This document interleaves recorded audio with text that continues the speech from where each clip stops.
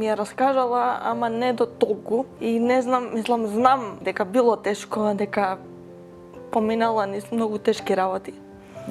Ама не до толку и не знам целата слика. Сестрата што требаше да зема анамнеза, нели, податоците, ја стана од спиење. Дојде до мене и легна на рака, сонлива и запишуваш. И таа наместо 31 недела, таа единицата ја развлекла и личела на седмица. И утрото кога и прва смена кога дојде, јас постојано им викав, бебето е мало, бебето е мало.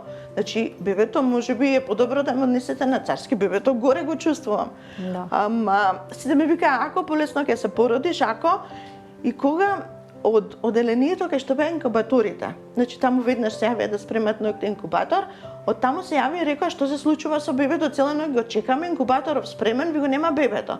Немаме ние бебе за инкубатор и тогаш јас јавив. Па цела ноќ ми викам дека бебево е мало, 31 недела. И тие ми признаа дека тоа они го толкуваат како 37 недела и дека ме третираат како 37 недела, а не како 31. И почна спонтано породување. Тие вежби се вообичаено на земја, каде што мајка ми, например, мора да ме растегне, да ме опушти телото, да ми го опушти телото, затоа што моите спазми од мојата соседба се многу силни и за тие спазми треба доволно сила за да може да се опушти моето тело.